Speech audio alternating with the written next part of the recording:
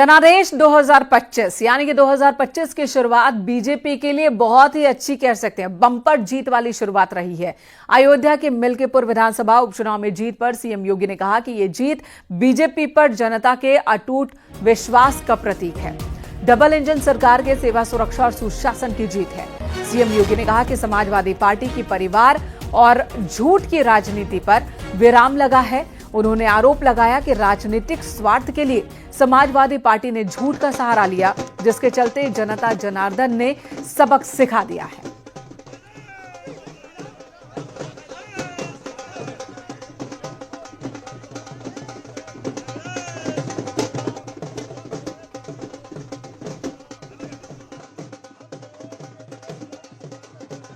अयोध्या जनपद की मिल्कीपुर विधानसभा का उपचुनाव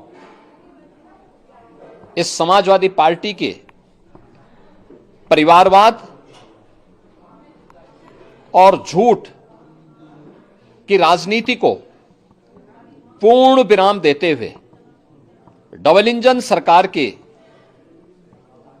सेवा, सुरक्षा और सुशासन के मॉडल को अंगीकार किया है। जनता जनार्दन ने बहुत स्पष्ट किया है कि भले ही अपने राजनीतिक स्वार्थ के लिए समाजवादी पार्टी कितना भी झूठ का सहारा क्यों न ले ले, कितना बड़ा प्रोपेगेंडा क्यों ना कर ले, लेकिन जनता जनार्दन उन्हें सबक सिखाने के लिए पूरी तत्परता के साथ कार्य कर रही है। अयोध्या का यह परिणाम लगभग 61,000 वोट से भारतीय जनता पार्टी के चंद्रभान पासवान की विजय इस बात को प्रमाणित करती है कि जनता जनार्दन का विश्वास डबल इंजन की भारतीय जनता पार्टी सरकार और प्रधानमंत्री मोदी जी के नेतृत्व में है। मैं चंद्रभान पासवान की विजयी होने पर भारतीय जनता पार्टी और सहयोगी दलों के सभी पदाधिकारियों को, अयोध्या के मिल्कीपुर विधानसभा के सभी कार्यकर्ताओं का हृदय से अभिनंदन करता हूं, बधाई देता हूं।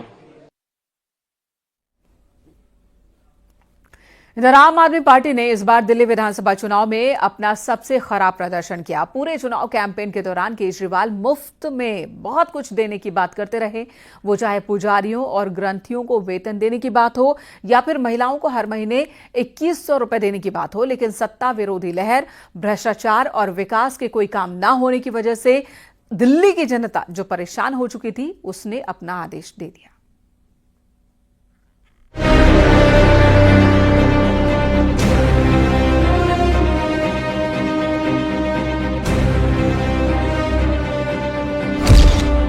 दिल्ली में हार गए केजरीवाल।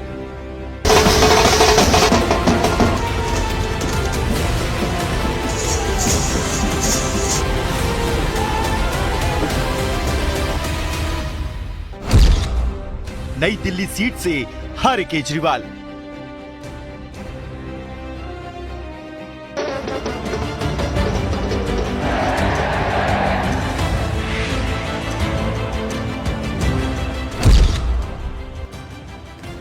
दिल्ली से आ रही ये तस्वीरें केजरीवाल की पहली राजनीतिक हार की हैं। ये चुनाव केजरीवाल की मुफ्त वाली योजनाओं का टेस्ट भी था। मुफ्त बिजली, पानी और फ्री बस की स्कीम के बावजूद उनकी हार ने साफ कर दिया कि जनता कुछ ज्यादा चाहती है। वो दिल्ली में अमूलचूल परिवर्तन के मूड में थी। दिल्ली का चुनाव केजरीवाल के लिए अग्नि परीक्षा थी, जिसमें जनता ने उन्हें नकार दिया। केजरीवाल खुद अपनी सीट हार गए। जेल से निकलते ही केजरीवाल ने ऐलान किया था कि जनता ही उनकी ईमानदारी पर मुहर लगाएगी। 2 दिन के बाद, आज से 2 दिन के बाद मैं सीएम की कुर्सी से इस्तीफा देने जा रहा हूं।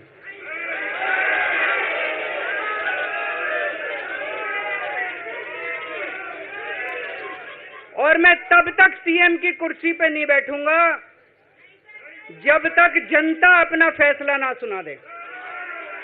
मैं जनता के बीच में जाऊंगा, गली गली में जाऊंगा, घर घर में जाऊंगा, और जब तक जनता अपना फैसला ना सुना दे कि केजरीवाल ईमानदार है, तब तक मैं सीएम की कुर्सी के ऊपर नहीं बैठूंगा। इस चुनाव में आम आदमी पार्टी का किला बिल्कुल ढह गया।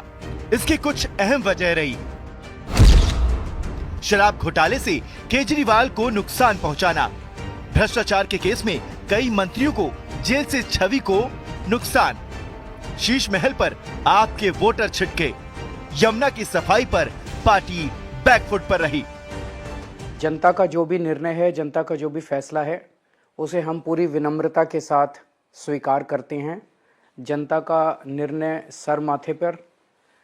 मैं भारतीय जनता पार्टी को इस जीत के लिए बहुत बहुत बधाई देता हूं और मैं उम्मीद करता हूं कि जिस उम्मीद के साथ और जिस आशा के साथ लोगों ने उनको बहुमत दिया है, वो उन सभी उम्मीदों और आशाओं पे पूरा उतरेंगे।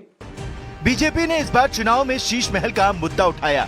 जिस केजरीवाल ने कभी बंगला, गाड़ी और सिक्योरिटी न लेने का ऐलान किया था, उन्हीं के सीएम आवास में करोड़ों रुपए खर्च किए जाने का आरोप लगे। अरविंद केजरीवाल और उनकी पार्टी की विश्वसनीयता पूरी तरह से गिर गई।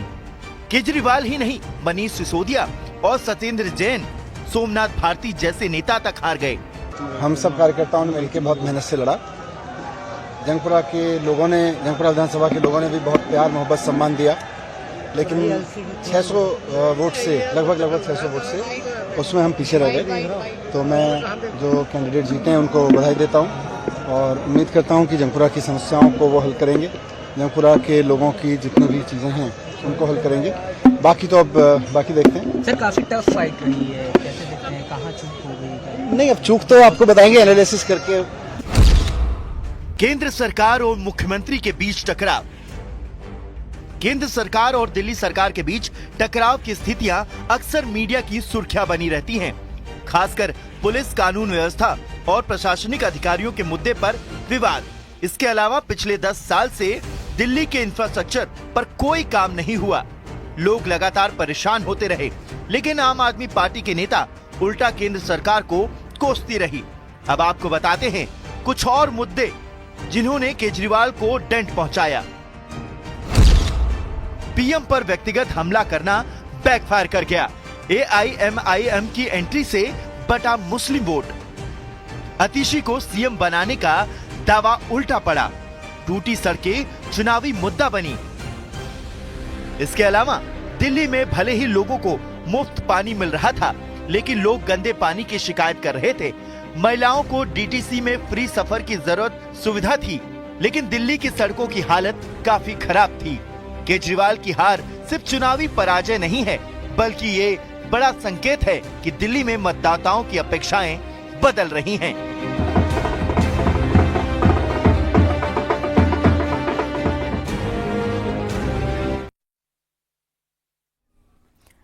दिल्ली में बीजेपी का वनवास आखिरकार खत्म हो गया और शानदार जीत हुई। इस जीत में सीएम योगी का भी बड़ा योगदान रहा। योगी का जादू दिल्ली में खूब चला। सीएम योगी दिल्ली में रहने वाले पूर्वांचल के वोटर्स को बीजेपी के पक्ष में करने में कामयाब रहे।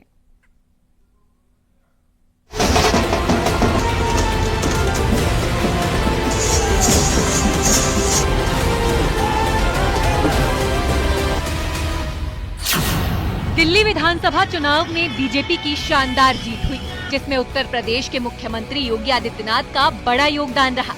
योगी का जादू दिल्ली में चला।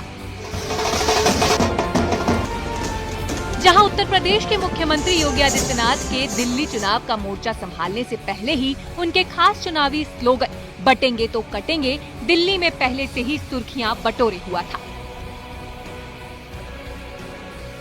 2024 के आखिर में हुए विधानसभा चुनाव में भी योगी का ये स्लोगन खासा चर्चित रहा।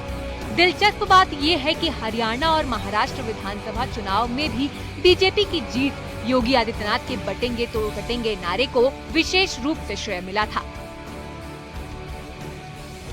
योगी आदित्यनाथ वैसे तो पूरे देश में अपनी हिंदुत्व की राजनीति वाली लाइन पर बीजेपी के लिए चुनाव प्रचार करते रहे हैं, लेकिन दिल्ली में रहने वाले पूर्वांचल के वोटर के बीच बीजेपी ने उनका इस्तेमाल किया और उसका पूरा फायदा मिला। दिल्ली में योगी आदित्यनाथ ने चुनावी रैलियां और सार्वजनिक सभाएं की। सीएम योगी ने किराड़ी, जनकपुरी, मंगोलपुरी, विकासपुरी और राजेंद्र नगर, शिव विहार, इंदिरापुरी और उत्तम नगर में जनसभा की और यहां योगी का जादू चला। बीजेपी प्रत्याशियों की जीत हुई। सीएम योगी अपनी जनसभाओं में कहते रहे हैं कि डबल इंजन की सरकार से विकास कार्य होता है। नए भारत में सभी योजनाओं का लाभ बिना किसी भेदभाव के सभी को मिल रहा है। दूसरी ओर दिल्ली के अंदर यहाँ राज्य सरकार 11 वर्षों से है और वह अराजकता का पर्याय बनकर रह गई है। देश में ये पहला राज्य सरकार और पार्टी है जिसके ऊपर भ्रष्टाचार का मुकदमा दर्ज है।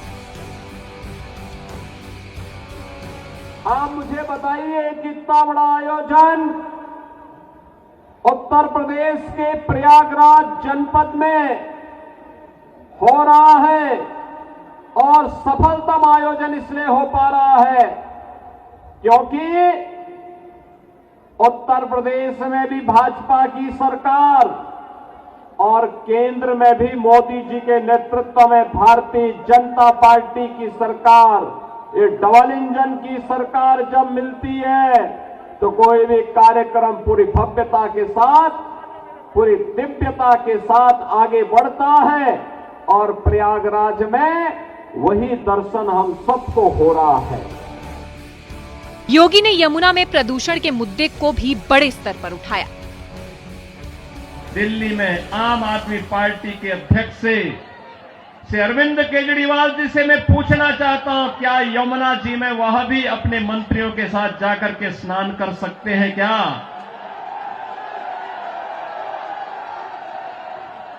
अगर उनमें नैतिक साहस है तो उनको इसका जवाब देना चाहिए। यमुना मैया को एक गंदे नाले के रूप में बदलने का अपराध क्या उन्होंने किया है कि नहीं किया है? और अगर वह व्यक्ति इस बात का अपराधी है तो फिर मुझे नहीं लगता है कि जनता जनार्दन की इस अदालत में उन्हें कोई माफी दी जानी चाहिए। योगी अपने भाषणों में कहते रहे हैं कि केंद्र की तरह दिल्ली में भी बीजेपी की सरकार बनेगी तो पीने का साफ पानी के साथ स्वास्थ्य और युवाओं को अच्छी शिक्षा के साथ उन्हें रोजगार भी देगी।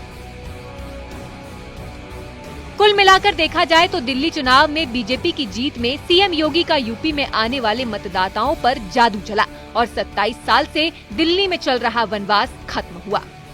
Bureau report, news 18।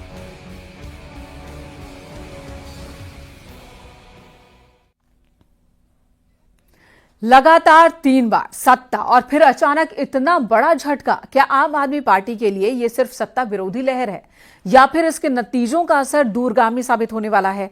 क्योंकि बीजेपी की आंधी में आप संयोजक अरविंद केजरीवाल अपनी ही सीट बचा नहीं पाए।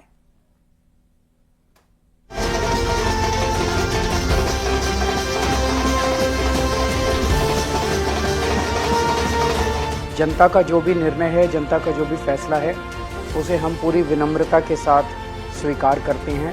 600 वोट से लगभग 600 वोट से उसमें हम पीछे रह गए। दिल्ली चुनावों में आपको ऐतिहासिक झटका। अरविंद केजरीवाल समेत कई बड़े चेहरे धराशाही। अब क्या होगा केजरीवाल की सियासी विरासत का?